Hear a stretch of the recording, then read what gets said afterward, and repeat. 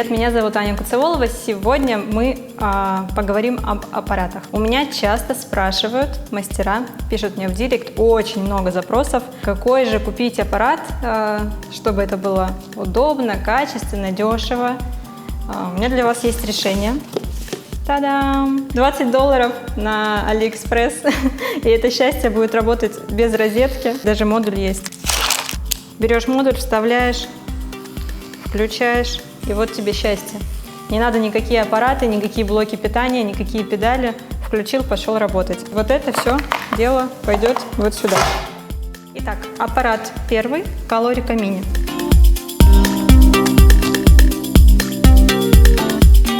Это аппарат Дмитрия Хаткина. Есть еще версия побольше, пошире.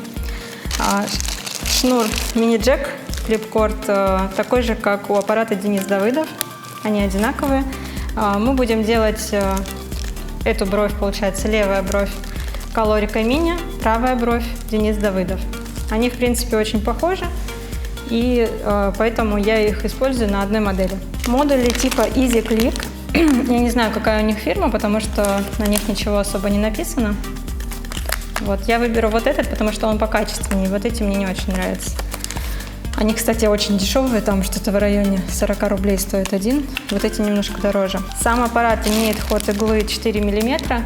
Это длинноходный аппарат считается. Он хорошо подойдет для всех техник, от волосков до теневой растушевки. Я ее настроила, она работает довольно громко. Пугаться этого не надо. Ну, такая вот она. Вылет иглы довольно большой. Если сделать еще меньше, то она будет еще громче работать. Поэтому делаем немножко больше. Вот такой, примерно 2–2,5 мм.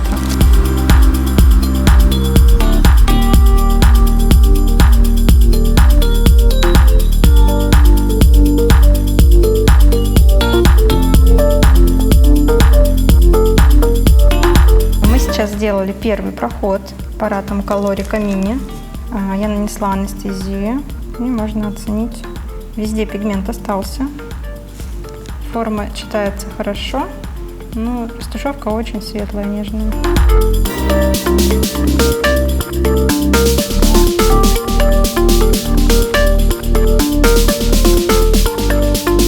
Первая бровь готова. Это аппарат Colorica Mini. В работе она удобная, но очень сильно шумит. Очень сильно шумит.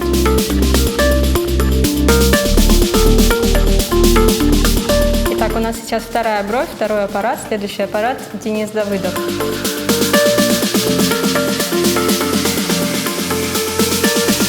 У него родные модули, тоже Денис Давыдов. Они вот таким образом вкручиваются. То есть у него резьба, и модуль мы вкручиваем. Я также взяла единицу 0,3. Ход иглы у этого аппарата 3,5 мм. Он, в принципе, считается гибридным, подходит для всех техник, от волосков до губ, век, теневых и так далее. Звук другой сразу. Слышим, что нет треска. Вылет иглы ставим примерно 1,5–2 мм. Рабочий такой вылет. Ну и начнем.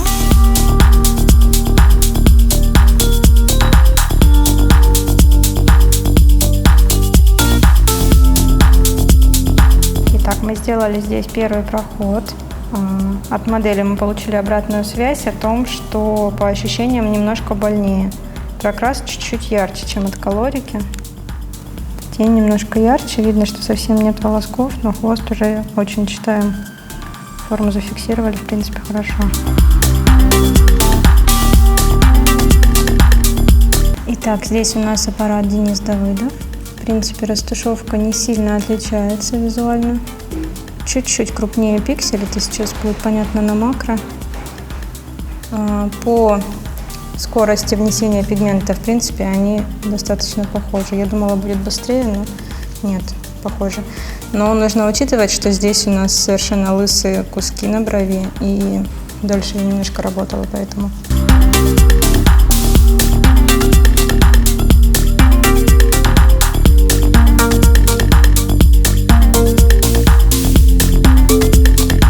Закончили мы работу. В принципе, что хочу сказать про эти аппараты. Они очень похожи друг на друга. В принципе, даже пиксель, качество Качество точки вот этой очень похоже. По скорости прокраса все-таки Денис Давыдов чуть-чуть быстрее красит, но это, наверное, больше связано с картриджем, потому что картридж там с короткой заточкой. И, соответственно, пиксель крупнее, красит быстрее.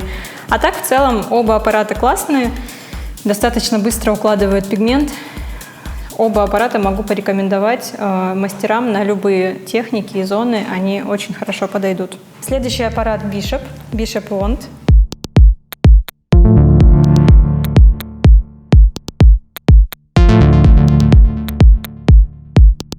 Ход иглы у него 3,5 мм. Он достаточно универсальный, подойдет для любых техник, так как он и не длинноход, и не короткоход. То есть золотая середина – это всегда очень круто. В принципе, сегодня у нас в каждом сравнительном блоке один аппарат с более коротким ходом, другой с более длинным. В данном случае Bishop с более коротким ходом, Scorpion с более длинным ходом. В прошлой версии был Денис с коротким, Денис Давыдов, Colorica Mini с длинным ходом. Шнур у него Bishop, ход RCA, вот такой обычный. В принципе, регулировка вылета иглы осуществляется вот таким прокручиванием.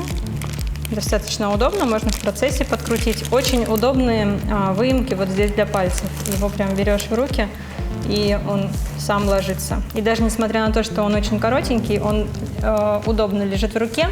И когда им работаешь, он не мешает. У него маленькая вибрация, меньше, чем у Скорпиона. Это сразу я могу сказать, я уже проверила. И проще им работать, даже несмотря на то, что он более широкого диаметра.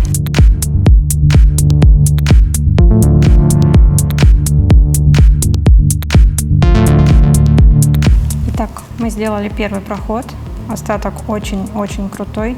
Прям вообще мега. Чуть-чуть доработать нужно, и по сути все. Очень равномерная нежная тень, мелкие пиксели, никаких крупных точек, очень быстро ложится пигмент. Очень удобно эта машинка лежит в руке, даже несмотря на то, что она очень толстенькая и маленькая. Мне прям очень комфортно ей работать, гораздо комфортнее, чем тонкими, потому что как-то чувствуешь какой-то объем и вес.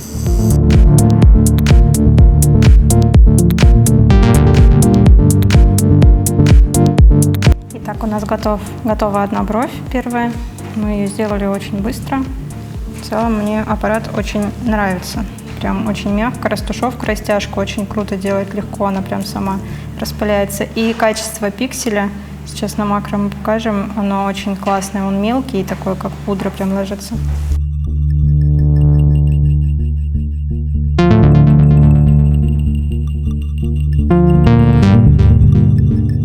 Следующая бровь, следующий аппарат. Дальше у нас на очереди аппарат Скорпиона Pink Machine.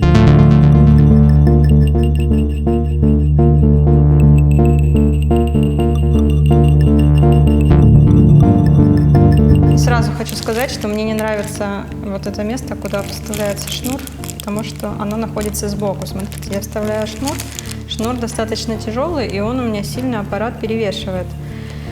Я не люблю такое строение. Ну, попробуем. Также здесь еще в чем фишка, тут можно использовать клипкорд, который вот стандартный для тату-машинок, где плюсик и минус. Или можно шнур RCA использовать. Вот. И еще в чем неудобство, я сейчас не могу нормально одеть защиту, то есть она у меня вот так туго одевается. Мне придется еще заматывать пленкой. Видите, какая конструкция. То есть, неудобно. Но посмотрим дальше. Смотрите, что здесь есть. Мы включаем аппарат, и нам, допустим, недостаточно вылета иглы, и нам нужно его подрегулировать. И в чем самое неудобство? В том, что регулировка вылета иглы осуществляется вот здесь. То есть в процессе мы не можем ее подкрутить никак, потому что она у нас очень замотана. Если обычные аппараты или Bishop тот же самый, мы можем покрутить вот так и настроить вылет иглы, удлинитель уменьшить наоборот, то здесь мы должны сначала настроить, а потом уже заматывать. И потом в процессе очень неудобно его подкручивать. Это такое вот наблюдение, которое я уже заметила, когда работала на нем.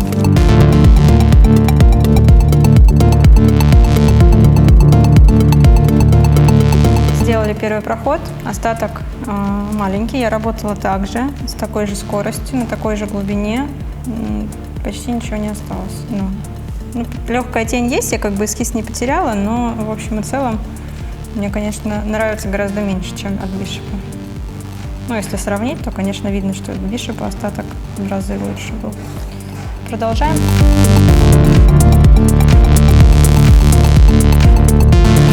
Потребовалось больше времени, чтобы сделать такой же прокрас, как на той брови, даже несмотря на то, что волос на этой брови больше. Если логически мыслить, то я должна была больше времени потратить на эту бровь, но тут было немножко дольше. Вот в целом растушевка очень похожа, пиксели немножко отличаются. В макросъемке, я думаю, что это будет заметно.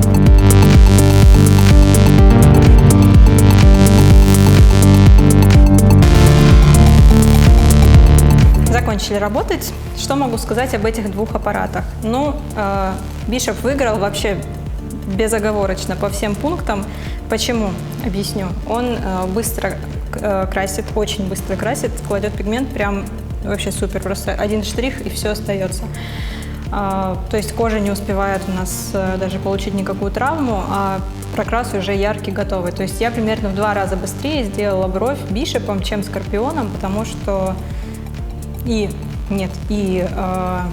плюс ко всему, бровь, которую я делала Bishop'ом, она была более лысая, то есть там было меньше волос своих родных, и, соответственно, я как бы должна была ее дольше красить, но я красила ее в 2 раза быстрее. Скорпион. Он очень мягкий, хотя жесткость у меня выставлена максимальная, то есть у меня самая жесткая настройка здесь стоит. Он очень мягкий, и когда, ну, допустим, если у вас тяжелая рука, если у вас мало опыта или получаются стыки, какие-то пятна, то вот эта машинка прям для вас. Она делает такую прозрачную, нежную, мягкую тень воздушную, что вы никогда не заглубитесь, не наставите пятен, стыков и так далее. Если у вас рука тяжелая, жесткая, то берете Скорпион, делаете мягкие брови, вам будет легче. Если у вас рука тяжелая, то Bishop'ом, скорее всего, вы можете пятен наставить. То есть для него нужен опыт уже хороший, и рука у вас должна быть легкая, так, чтобы вы просто воздушную тень делали. Тогда будет прям вообще 20-30 минут уходить на процедуру. Вот. Очень неудобно, опять же, как я и говорила в начале, вот это место для входа шнура, он очень сильно мне перевешивал все, я его убирала за голову, мне это не помогало, все равно все время было неудобство вот в этом плане. И по весу они примерно одинаковые, но вибрация у Bishop'а меньше, и в руке он лежит удобнее за счет того, что он здесь, у него такой эргономичный дизайн, для пальцев есть такие выемки удобные, и он скругляется здесь, то есть удобно его держать. Эта машинка, она очень острая, Скорпион, получается, ее держишь, она давит на палец, и вот здесь потом палец начинает даже немножко болеть, то есть потому что вот так держишь. Вот. Выиграл Bishop, это тоже аппарат неплохой, но с учетом того, что этот даже дешевле немножко, я рекомендую однозначно его.